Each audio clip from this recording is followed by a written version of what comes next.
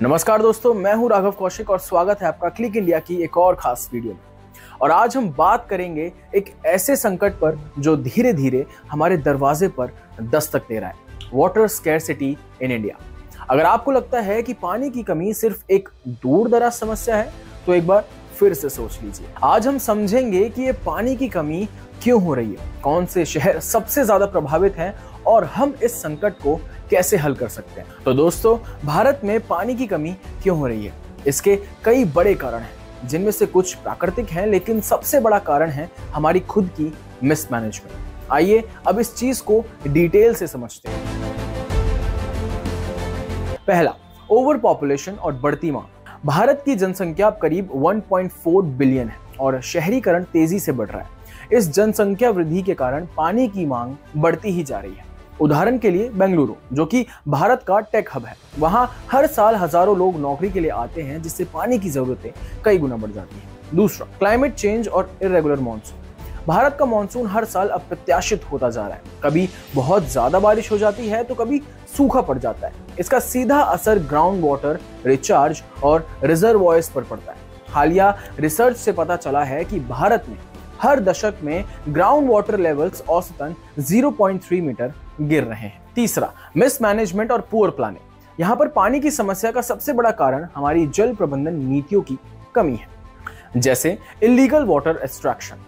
भारत में लाखों बोरवेल्स बिना किसी सरकारी नियंत्रण के पानी खींच रहे हैं। इसका सीधा असर ग्राउंड वाटर एक्यूफर्स पर पड़ता है, जो जल्दी ही सूख जाते हैं। कई शहरों और ग्रामीण इलाकों में पानी की पाइपलाइन या तो पुरानी है या फिर बिल्कुल नहीं है। उदाहरण के लिए मुंबई के कई इलाकों में लीकेज के कारण 30 से 40% पानी बर्बाद हो जाता है। Lack of rain water harvesting. देश में बारिश का पानी सीधे नालों में बह जाता है क्योंकि रेन वाटर हार्वेस्टिंग सिस्टम्स का सही तरीके से उपयोग नहीं किया जा रहा है। ये एक ऐसा समाधान है जिसे अपनाया जा सकता है, लेकिन अव्यवस्था के कारण इसे नजरअंदाज किया जा रहा है। अब बात करते हैं उन शहरों की जो इस पानी के संकट से सबसे ज्यादा जूझ रहे हैं। पहला, बेंगलुरु। टेक सिटी बेंगलुरु का ग्राउंड वाटर अगले 5 से 10 साल में पूरी तरह से खत्म हो सकता है। यहाँ तक कि जल आपूर्ति का 60% हिस्सा ग्राउंड वाटर से आता है, जो तेजी से कम हो रहा है। कई रिपोर्ट्स के अनुसार शहर के ज्यादातर टैंकर माफिया से पानी मंगवा रहे हैं, जो लंबे समय तक सस्टेनेबल नहीं है। दूसरा, चेन्नई ने 2019 में इतिहास में सबसे बड़ा डे जीरो के रूप में जाना गया पानी का संकट देखा, जिसे शहर के 4 प्रमुख जलाशय सूख गए थे और लाखों लोग पानी टैंकरों पर निर्भर हो गए थे। इस साल भी चेन्नई के कई इलाकों में पानी की कमी एक बड़ी समस्या बनी हुई है। तीसरा, नेशनल कैपिटल दिल्ली। भारत की राजधानी दिल्ली भी इस संकट से अछूती नहीं है। यमुना नदी का जल स्तर लगातार गिर रहा है और गर्मियों में यहाँ पानी की आपूर्ति में भारी कटौती हो जाती है। जल बोर्ड के आंकड़ों के अनुसार दिल्ली के कई क्षेत्रों में हर गर्मी में पानी की भारी किल्लत होती है। राजस्थान की राजधानी जयपुर में पिछले कुछ वर्षों से बारिश कम हो रही है। यहाँ का ग्राउंड वाटर स्तर भी खतरे के निशान के नीचे जा रहा है। किसानों को पानी के लिए बड़ी मुश्किलें झेलनी पड़ रही हैं और शहर की पब्लिक सप्लाई का 50% हिस्सा संकट में है। पांचवा, हैदराबाद में भी पानी की मांग लगातार बढ़ रही है और वहां के रिजर्वॉयर्स जैसे ओस्मान सागर और हिमायत सागर में पानी का स्तर काफी नीचे जा रहा है। आइए बात करते हैं गांव और सेमी अर्बन एरियाज की, जहां पानी की समस्या और भी ज्यादा गंभीर है। गांव में पानी की कमी। भारत के सैकड़ों गांव हर साल सूखे से जूझते हैं। महाराष्ट्र, मध्य प्रदेश और राजस्थान के गांवों में कुएं और तालाब पूरी तरह से सूख चुके हैं। यहाँ किसान पानी के अभाव में खेती छोड़ने पर मजबूर हो रहे हैं। सेमी अर्बन एरियाज में अनियोजित विकास। बड़े शहरों के बाहरी हिस्सों में तेजी से हो रहा अनियोजित विकास पानी की कमी का बड़ा कारण है।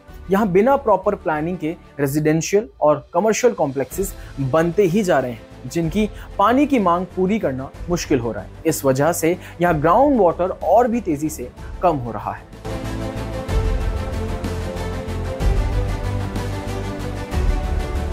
अब बात करते हैं उन कारणों की जो समस्या को और भी ज्यादा जटिल बना रहे हैं। पहला, वाटर वेस्टेज इन हाउसहोल्ड्स। हर रोज हम अपने घरों में पानी का बेवजह इस्तेमाल करते हैं, जैसे कि नहाने में जरूरत से ज्यादा पानी का खर्च करना, गाड़ियों की धुलाई में हजारों लीटर पानी बर्बाद करना। दूसरा, अनरेगुलेटेड इंडस्ट्रियल यूज, उद्योगों में पानी का बिना किसी नियंत्रण के इस्तेमाल और नदियों में गंदा पानी छोड़ना जल संकट को बढ़ाता है। कई उद्योगों में पानी को दोबारा उपयोग नहीं किया जाता। तीसरा, फ्लड इरिगेशन इन एग्रीकल्चर। आज भी देश के कई हिस्सों में किसान पुराने तरीकों जैसे कि फ्लड इरिगेशन का इस्तेमाल कर रहे हैं, जिससे पानी की बर्बादी हो रही है। अधिक जल का उपयोग फसलों को बर्बाद कर सकता है और मिट्टी को भी नुकसान पहुंचाता है। आइए अब समझते हैं कि दुनिया के कई देशों ने इस जल संकट से निपटने के बेहतरीन तरीके अपनाए हैं, तो वो कौन से तरीके हैं, आइए हम उनसे सीख सकते हैं। पहला, इजराइल का वाटर रिसाइकलिंग और ड्रिप इरिगेशन सिस्टम। इजराइल में पानी की भारी कमी है, लेकिन उन्होंने स्मार्ट टेक्नोलॉजी और एफिशिएंट वाटर मैनेजमेंट सिस्टम्स के जरिए इस समस्या को काबू किया है। दूसरा, ड्रिप इरिगेशन।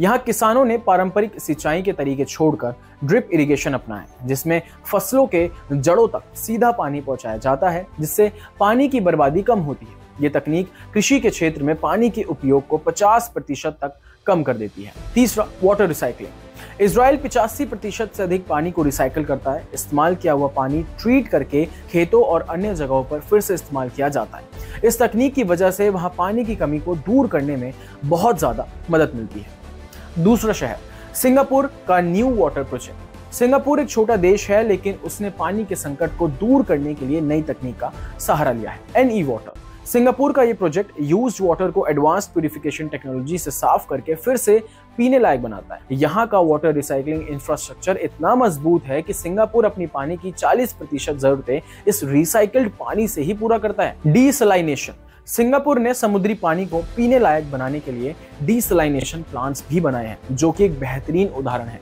कि कैसे टेक्नोलॉजी के जरिए पानी की कमी को दूर किया जा सकता है। तीसरा शहर, ऑस्ट्रेलिया का वाटर कंजर्वेशन प्रोग्राम। ऑस्ट्रेलिया में वाटर एफिशिएंट प्रैक्टिसेस और रेन वाटर हार्वेस्टिंग जैसे तरीकों का बड़े पैमाने पर इस्तेमाल किया जाता है। वाटर कंजर्वेशन, यहाँ सरकार ने नागरिकों को वाटर एफिशिएंट डिवाइसेस जैसे लो फ्लो शावर्स और डुअल फ्लश टॉयलेट्स का इस्तेमाल करने के लिए प्रोत्साहित। ग्रे वाटर रिसाइकलिंग, घरों में इस्तेमाल किया गया हल्का गंदा पानी जैसे नहाने का पानी ग्रे वाटर कहलाता है। ऑस्ट्रेलिया में इस पानी को ट्रीट करके गार्डन और टॉयलेट्स में इस्तेमाल किया जाता है, जिससे फ्रेश वाटर की बचत होती है। स्पेन का डीसैलिनेशन का एफिशिएंट वाटर यूज। स्पेन ने समुद्री पानी को पीने लायक बनाने के लिए बड़े पैमाने पर डीसैलिनेशन प्लांट्स बनाए हैं। इसके अलावा वहाँ एफिशिएंट वाटर मैनेजमेंट टेक्निक्स का इस्तेमाल करके पानी की कमी को काफी हद तक दूर किया गया है।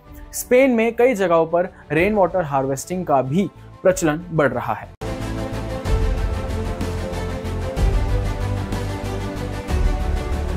अब बात करते हैं भारतीय शहर इस संकट से कैसे निपट सकते हैं। हमारे पास पानी की कमी से लड़ने के लिए कई तरीके हैं, बस उन्हें सही से लागू करने की जरूरत है। जैसे पहला, रेन वाटर हार्वेस्टिंग। भारत में बारिश का पानी बर्बाद हो जाता है क्योंकि इससे संग्रहित करने के लिए सही इंतजाम नहीं है। हमें अपने घरों, सोसाइटीज और सार्वजनिक जगहों पर रेन वाटर हार्वेस्टिंग सिस्टम्स को अनिवार्य करना चाहिए। चेन्नई और बेंगलुरु जैसे शहरों में जहां बारिश काफी ज्यादा होती है, इस सिस्टम्स को अपनाने से ग्राउंड वाटर रिचार्ज हो सकता है। दूसरा, ग्राउंड वाटर रिचार्ज और तालाबों का पुनर्निर्माण। भारत के कई पुराने तालाब, झीलें और कुएं सूख चुके हैं या गंदगी से भर गए। इनकी मरम्मत और पुनर्निर्माण करके हम बारिश के पानी को संरक्षित कर सकते हैं, जिससे ग्राउंड वाटर का स्तर बढ़ाया जा सकता है। दिल्ली और जयपुर में कुछ जगहों पर यह पहले से शुरू की गई है, लेकिन इसे और भी तेजी से लागू करने की जरूरत है। तीसरा, स्मार्ट वाटर मीटरिंग। हमें अपने घरों और कार्यालयों में स्मार्ट वाटर मीटर्स का इस्तेमाल करना चाहिए ताकि पानी की बर्बादी पर नजर रखी जा सके। इसके जरिए ये देखा जा सकता है कि कहाँ पानी बेवजह खर्च हो रहा है और लोग पानी बचाने के प्रति जागरूक हो सकते हैं। सिंगापुर ने ये सिस्टम काफी पहले लागू किया था और इसके सकारात्मक परिणाम देखे जा रहे हैं। चौथा, पब्लिक अवेयरनेस कैंपेन्स। लोगों को पानी की बचत के महत्व के बारे में जागरूक करना बेहद जरूरी है।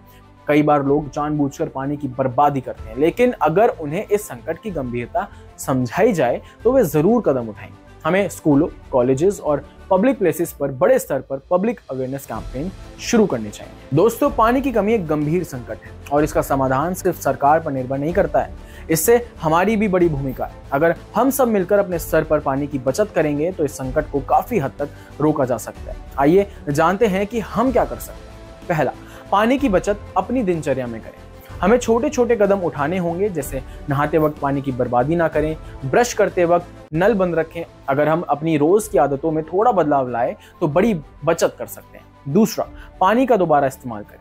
घरों में इस्तेमाल किया गया हल्का गंदा पानी, जिसे हमने ऊपर अभी ग्रे वाटर बताया, जैसे नहाने या फिर कपड़े धोने का पानी, फिर से गार्डन में इस्तेमाल किया जा सकता है। इसके लिए कोई बड़ी तकनीक की जरूरत नहीं है, बस जागरूकता और समझ की आवश्यकता है। बच्चों और युवा पीढ़ी को जागरूक करें। अगर हमें इस संकट को दूर करना है तो हमें हमारे आने वाली पीढ़ियों को इसके बारे में समझाना होगा। स्कूलों में पानी के संरक्षण के कार्यक्रम शुरू करें। बच्चों को छोटी उम्र से ही पानी बचाने के महत्व को सिखाएं। याद रखें, हर छोटी बचत मायने रखती है। हम सब मिलकर इस पानी संकट को दूर कर सकते हैं। बस हमें जागरूक होकर काम करना होगा। कमेंट में अपनी राय जरूर दें और इस वीडियो को शेयर करें ताकि हम सब मिलकर इस महत्वपूर्ण मुद्दे पर जागरूकता बढ़ा सकें।